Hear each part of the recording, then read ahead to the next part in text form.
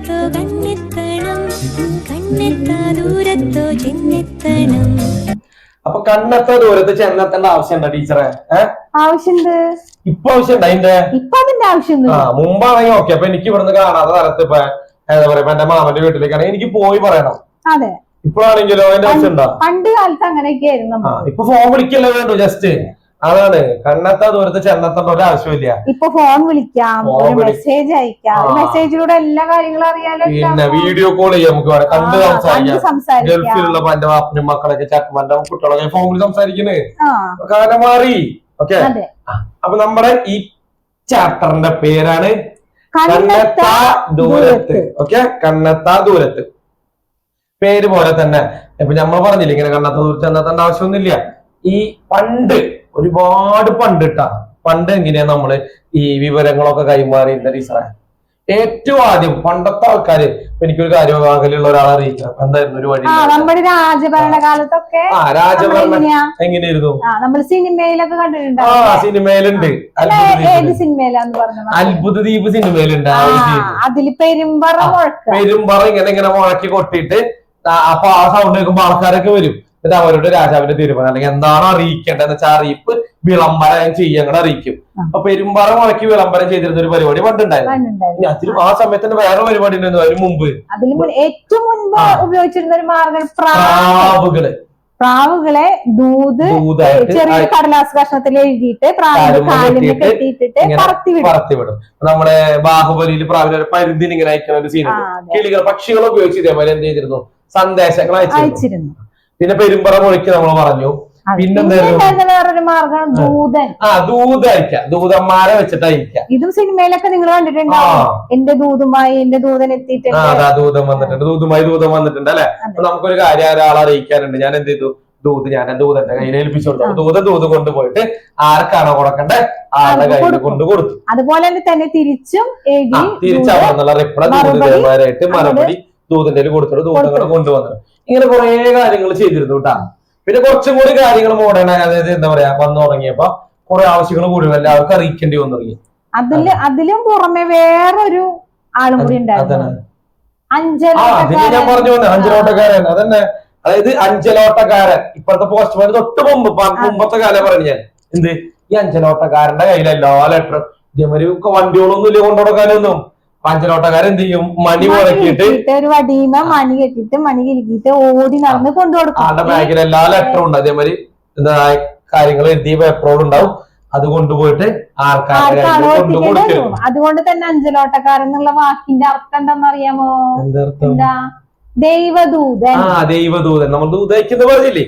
ചിലപ്പോ ചോദ്യം വരാട്ടോ നിങ്ങക്ക്, അഞ്ചലോട്ടക്കാരൻ എന്ന വാക്കിന്റെ അർത്ഥം എന്ത് എന്ന ചോദ്യം പ്രതീക്ഷിക്കാം. ദൈവദൂതൻ. പിന്നെ ഒരു ക്വസ്റ്റ്യൻ പേപ്പർ ഉണ്ടായത് എന്ത്? പണ്ട് കാലത്ത് മണി മുഴക്കിക്കൊണ്ട് ആളുടെ പേര് എന്താ? അഞ്ചലോട്ടക്കാരൻ. ഓക്കെ. ഇപ്പത്തെ ആള് ഓടി ഇറക്കാൻ ചെയ്യാ. അതായത് വണ്ടിയൊന്നും ഇല്ലല്ലോ. അപ്പൊ ഈ ബാഗും പോസ്റ്റ് ബാണ്ടത്തില് അല്ലെങ്കിൽ ഇപ്പോഴത്തെ ബാഗ് എന്ന് പറയാം, അങ്ങനത്തെ സഞ്ചിയില് ഫുള്ള് കത്തുകളായിട്ട് ആള് മണി മുഴക്കി ഓടി ഓടി ഓടി മണി ഉണ്ടാവാണ്ട പേര്. അപ്പൊ ഈ മണി കേൾക്കുന്ന ആൾക്കാർക്ക് അറിയാം എന്ത്?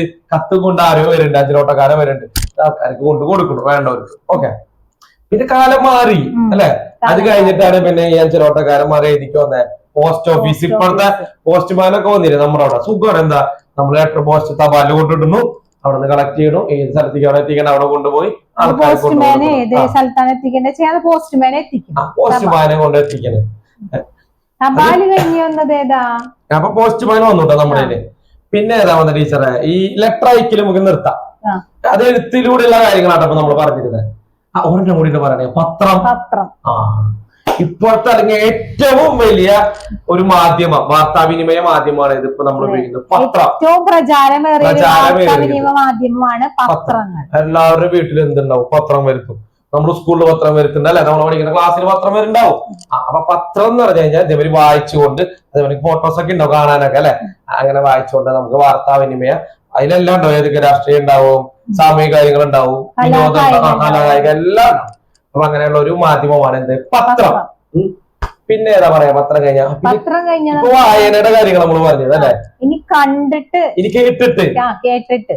കേട്ടിട്ട് നമുക്ക് ഉണ്ടായിരുന്ന ആദ്യം വന്ന സംഭവമാണ് റേഡിയോ. അപ്പൊ റേഡിയോ കണ്ടുപിടിച്ചതാരാ? റേഡിയോ കണ്ടുപിടിച്ചതാരാ പറഞ്ഞോ? ഒരാള് കോണിമ കയറിയിട്ടാണ് റേഡിയോ കണ്ടുപിടിച്ചത് അല്ലെ? വെറുതെ പറഞ്ഞാ റേഡിയോ കണ്ടുപിടിച്ച ആളുടെ പേരാണ് മാർക്കോണി. മാർക്കോണി ആണ് നമ്മുടെ റേഡിയോ കണ്ടുപിടിച്ചത്. ഓക്കെ, അപ്പൊ നിങ്ങൾ പഠിച്ചു വെച്ചോളൂ. ചെങ്ങാനും ചിലപ്പോ പൊതുവിജ്ഞാനത്തിൽ ചോദിക്കാം. ഈ ചാപ്റ്ററുമായി ബന്ധപ്പെട്ടിട്ടാണ് പൊതുവിജ്ഞാനത്തിന്റെ ചോദ്യങ്ങൾ വരുന്നത് കുറെയൊക്കെ. അപ്പൊ റേഡിയോ കണ്ടുപിടിച്ചതാരാ? മാർക്കോണി. റേഡിയോന്റെ കാര്യം പറയണെങ്കിൽ റേഡിയോന്റെ ഒരു കാലഘട്ടം ഭയങ്കര വലുതായിരുന്നു. നമുക്കോ നിങ്ങൾക്കോ ഒന്നും മനസ്സിലാവില്ല കേട്ടോ റേഡിയോന്റെ ഒരു വാല്യൂ എന്താന്ന്. കാരണം TV ഒന്നും ഇല്ലാതിരുന്ന കാലത്ത് ഈ റേഡിയോ കേൾക്കാൻ ഒരു റേഡിയോന്റെ അടുത്ത് ഒരു 100 ആൾക്കാരിരിക്കും. ഇപ്പൊ എക്സാമ്പിൾ പറയുകയാണെങ്കിൽ വേൾഡ് കപ്പ് നടക്കുമ്പോൾ നമ്മൾ ക്രിക്കറ്റിന് അല്ലെങ്കിൽ ഫുട്ബോൾ നടക്കുമ്പോൾ നമ്മൾ എന്ത് എല്ലാവരും ഫോണിൽ കാണും അല്ലെങ്കിൽ ഇപ്പൊ TV കാണും. മുമ്പ് അതല്ല, റേഡിയോയില് സൗണ്ട് മാത്രം കേൾക്കണോ. അതാ ബോൾ അങ്ങനെ അടിച്ചു മെസ്സിക്ക് കൊടുത്തു, മെസ്സി പാസ് ചെയ്തു, മെസ്സി കൊണ്ട് ഓടിച്ചത് ഇങ്ങനെ കേട്ടിട്ട് നമ്മൾ ആ വിഷ്വല് കാണാം. അത് TV ഇല്ലാത്ത കാലത്താണ് പറയുന്നത്. അത് അത്രയും വലിയൊരു സംഭവമായിരുന്നു. അത് മാത്രല്ല മാഷെ, ഈ അടുത്ത കാലത്ത് നമുക്ക് റേഡിയോ വളരെ യൂസ്ഫുൾ ആയ ഒരു സമയം ഉണ്ടായിരുന്നു. ഏതാ സമയം എന്ന് പറയാൻ പറ്റുമോ? ഏതാ? കൊറോണ സമയമാണോ? പ്രളയം വന്നിട്ട് എല്ലാം നഷ്ടപ്പെട്ട് ഇന്റർനെറ്റും കറണ്ടും എല്ലാം നഷ്ടപ്പെട്ട സമയത്ത് റേഡിയോയിൽ കൂടിയാണ് പലരും കുടുങ്ങിക്കെടുക്കുന്ന മെസ്സേജസ് ലോകം അറിയുന്നത് തന്നെ. വൈഡ് കണക്ഷനുകളൊക്കെ പോയപ്പോ. അതെ.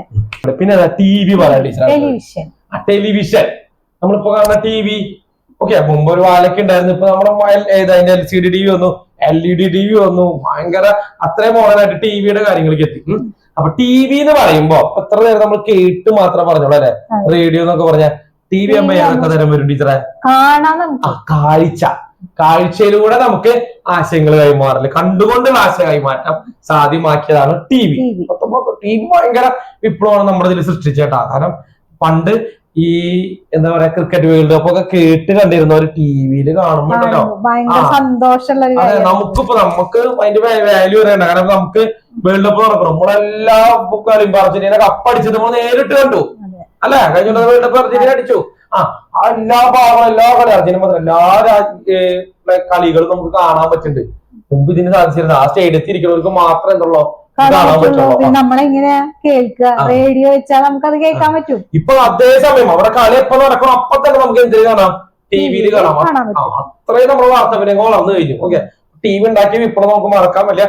TV അത്ര വലിയ സംഭവം. വിനോദം, കായികം, വാർത്ത എല്ലാ കാര്യത്തിലും നമുക്ക് വിഷ്വൽ ആയിട്ടുള്ള അല്ലെങ്കിൽ കാഴ്ച കൊണ്ടുള്ള ഒരു ആശയം വിനിമയം സാധ്യമാക്കിയതാണ് TV. പിന്നെ വന്നതാണ് നമ്മുടെ പറ്റിയൊരു കാര്യം നമുക്ക് പറയാനുണ്ട് പക്ഷേ, ഏറ്റവും ആദ്യത്തെ ചാനല് മലയാളത്തിൽ അല്ലെ?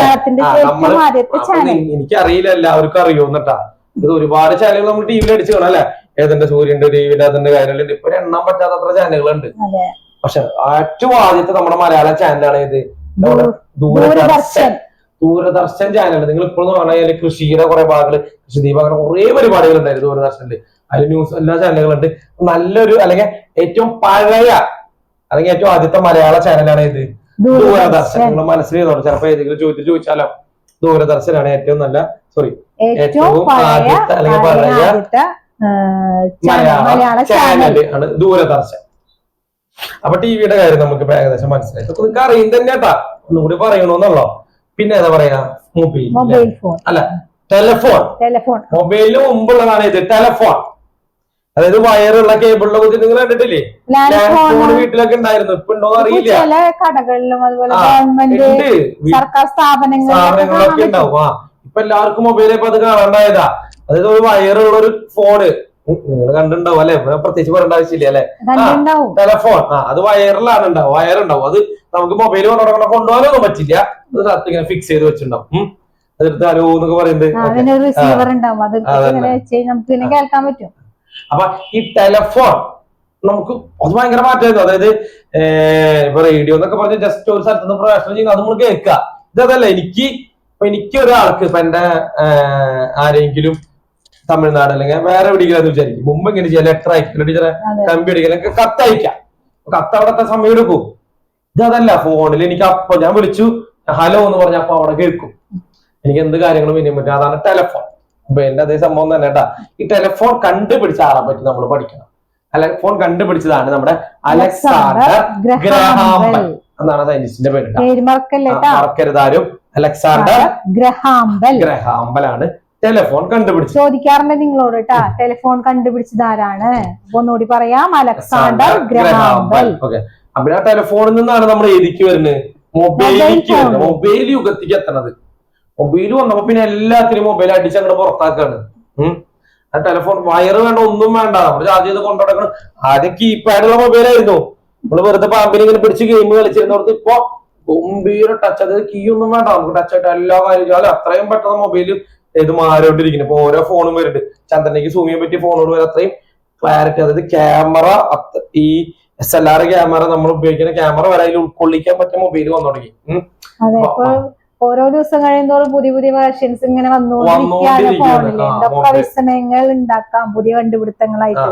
മൊബൈൽ ഒരു യുഗത്തിലേക്ക് ഇങ്ങനെ മാറിക്കൊണ്ടിരിക്കുകയാണ്. ചെയ്യാൻ പറ്റാത്ത ഒന്നുമില്ല. അപ്പൊ കമ്പ്യൂട്ടറിൽ ചെയ്യുന്ന എല്ലാ കാര്യം ഇതിൽ ചെയ്യാം, നമുക്ക് മൊബൈലിൽ ചെയ്യാം. അതുകൊണ്ട് മൊബൈൽ എല്ലാത്തിനും മാറ്റിക്കൊണ്ടിരിക്കുക. അപ്പൊ ടിവിയിൽ ചാനലുകളും ഇതെല്ലാം ഇതിൽ കാണാം, യൂട്യൂബിൽ കാണാം അല്ലെ. അപ്പൊ മൊബൈൽ യുഗത്തിക്ക് നമ്മൾ വന്നു. മൊബൈൽ ഫോണിന്റെ കാര്യങ്ങൾ ഇതേമാതിരി നിങ്ങൾക്ക് അറിയാം, പ്രത്യേകിച്ച് പറയണ്ട അല്ലെ. എല്ലാവർക്കും അറിയുന്ന മൊബൈൽ എന്താണ്, നമുക്ക് ഫോണിൽ കൊണ്ട് നടക്കാം, അതൊക്കെയാണ് മൊബൈലിന്റെ കാര്യങ്ങൾ. അപ്പൊ നമ്മൾ ഏകദേശം എല്ലാ കാര്യങ്ങളും പറഞ്ഞില്ല. ഒരു കാര്യം കൂടി പറയണം, കമ്പ്യൂട്ടറാ അല്ല, നമുക്ക് ഒരാൾക്ക് സന്ദേശം അയക്കണമെങ്കിൽ നമ്മളിപ്പോ മെയിൽ അയക്കും, അല്ലെങ്കിൽ നമ്മള് മെസ്സേജസ് അയക്കും, വാട്സപ്പിലൊക്കെ മെസ്സേജ് അയക്കും. ഇതിപ്പോ നമ്മൾ ഒന്നിൽ കൂടുതൽ ആളുകൾക്ക് ഒരേ സമയം മെസ്സേജസ് സന്ദേശം മാർഗമുണ്ട്. അല്ലെങ്കിൽ ഒരു സമൂഹത്തിക്ക് മൊത്തം ഒരു കാര്യം അറിയിക്കാം. അങ്ങനത്തെ ആ ഒരു മാധ്യമത്തെ വിളിക്കുന്ന പേരാണ് ബഹുജന. ഇവിടെ എഴുതുന്നുണ്ട്, ബഹുജന ആശയ വിനിമയ മാധ്യമങ്ങൾ. ഒരു ചോദ്യം ക്വസ്റ്റ്യൻ പേപ്പർ കഴിഞ്ഞ കൊല്ലത്തെ തന്നെയായിരുന്നു അല്ലെ. കഴിഞ്ഞ കൊല്ലത്തെ ക്വസ്റ്റ്യൻ പേപ്പർ 2 വർഷം മുന്നേ വന്നിട്ടുണ്ട്. എന്തായിരുന്നു ഒന്നിൽ കൂടുതൽ ആളുകളിലേക്ക് സന്ദേശം അയക്കാൻ ഉപയോഗിക്കുന്ന മാധ്യമങ്ങളെ വിളിക്കുന്ന പേര് എന്താ? ബഹുജന ആശയ വിനിമയ മാധ്യമങ്ങൾ. ഒരു എക്സാമ്പിൾ ഞാൻ പറയട്ടെ. അതിന് പത്രത്തിലൂടെ എല്ലാവർക്കും ഒറ്റ ടൈം എത്തിയില്ലേ? പിറ്റേ കാലത്തെ പത്രം വന്നു, അല്ലെങ്കിൽ TV, ഇതൊക്കെ ഇതിന് പെട്ടതാ, ബഹുജന ആശയ മാധ്യമങ്ങളിൽ പെട്ടതാട്ടാ. അപ്പൊ അതൊരു ക്ലിയർ ആയല്ലോ, ബഹുജനാശയം. പിന്നെ കമ്പ്യൂട്ടറിന്റെ കാര്യം കൂടി പറയാം ടീച്ചറെ. കമ്പ്യൂട്ടറും ഒരു ആശയവിനിമയ മാധ്യമം തന്നെയാ. ഇന്റർനെറ്റ് ഫോണിലുണ്ട്. ഫോൺ വന്നോണ്ടാണ് പിന്നെ കമ്പ്യൂട്ടറിനെ പറ്റി അധികം പറയാത്ത. ഫോണിനെ പറ്റി പറയാത്ത ഒന്നും കമ്പ്യൂട്ടറിന് പറയാനില്ല. കമ്പ്യൂട്ടറിൽ പറയണ ഇമെയിലിനെ കുറിച്ച് അത് ഫോണിൽ ഉണ്ട്. അതല്ലേ കമ്പ്യൂട്ടർ കണ്ടുപിടിച്ച അത് പഠിക്കണം നമ്മള്. കമ്പ്യൂട്ടർ കണ്ടുപിടിച്ച എന്താ? ചാൾസ് ബാബേജ് ആണ് കമ്പ്യൂട്ടർ കണ്ടുപിടിച്ചത്. ചോദിക്കാറുള്ള ചോദ്യം കമ്പ്യൂട്ടർ കണ്ടുപിടിച്ചത് ചാൾസ് ബാബേജ്. ഓക്കെ, അപ്പൊ കമ്പ്യൂട്ടറിന്റെ കാര്യങ്ങൾ നിങ്ങൾക്ക് കിട്ടി. പിന്നെ കമ്പ്യൂട്ടറിൽ കുറച്ച് കാര്യങ്ങൾ പറയുന്നത് ഇമെയിൽ ഉണ്ട്. അത് ഫോണിലൊക്കെ ഉള്ളതിനാണ് ഇമെയിൽ സന്ദേശം അയക്കാൻ ഉപയോഗിക്കുന്നത്. വെറുതെ ഒന്ന് മനസ്സിൽ നോട്ടെ, എങ്ങാനും ഇമെയിലൊക്കെ വന്നു കഴിഞ്ഞാലോ വെറുതെ എഴുതണ്ട എന്തെങ്കിലുമൊക്കെ. ഓക്കെ, അപ്പൊ ഇത്രയും കാര്യങ്ങളൊക്കെ ഈ ചാപ്റ്ററിൽ ചോദിക്കുള്ളൂ കേട്ടാ. ഏതെങ്കിലും ആശയവിനിമയ പഞ്ചനോട്ടക്കാരൻ അല്ലെങ്കിൽ മണി അടിച്ചിട്ട് കത്തുകൾ കൊണ്ടു നടക്കുന്ന ആളുടെ പേരെന്ത്? പണ്ട് കാലം മുതല് ഇന്നത്തെ കാലഘട്ടം വരെയുള്ള ആശയവിനിമയ മാധ്യമങ്ങൾ ഏതൊക്കെയാണ്, അത് കണ്ടുപിടിച്ചത് ആരാണ്, അതുമായി ബന്ധപ്പെട്ടുള്ള കാര്യങ്ങൾ മാത്രമേ ചോദിക്കുള്ളൂ. വളരെ കുറച്ച് മാത്രമേ ഈ ചാപ്റ്ററിൽ നിങ്ങൾക്ക് പഠിക്കാനുള്ളൂ. ചിലപ്പോ കുറെ ഭാഗത്തൊന്നും ചോദ്യം ഇല്ല. നിങ്ങൾക്ക് അറിയാവുന്ന കാര്യങ്ങളാണ്, പ്രത്യേകിച്ച് പഠിക്കണ്ട. നിങ്ങൾ ആകെ കൂടി പഠിക്കുന്ന ഇപ്പോഴത്തെ മൊബൈൽ, കമ്പ്യൂട്ടർ, ലാപ്പ്, അല്ലെങ്കിൽ ഇമെയിൽ, TV ഒക്കെ നിങ്ങൾക്ക് അറിയാം. തൊട്ട് മുമ്പത്തെ അഞ്ചലോട്ടക്കാരൻ, പെരുമ്പറ, നോക്കല്, ദൂത്, ഇങ്ങനത്തെ കാര്യങ്ങളൊക്കെ ഒന്ന് ജസ്റ്റ് ഒന്ന് മനസ്സിലാക്കി വെക്കുക. പിന്നെ കണ്ടുപിടിച്ച ആൾക്കാരുടെ പേരും ഭാഗം ചാപ്റ്ററിൽ പഠിക്കാവുന്ന കേട്ടാ. അപ്പൊ ഓക്കെ, ബൈ ബൈ.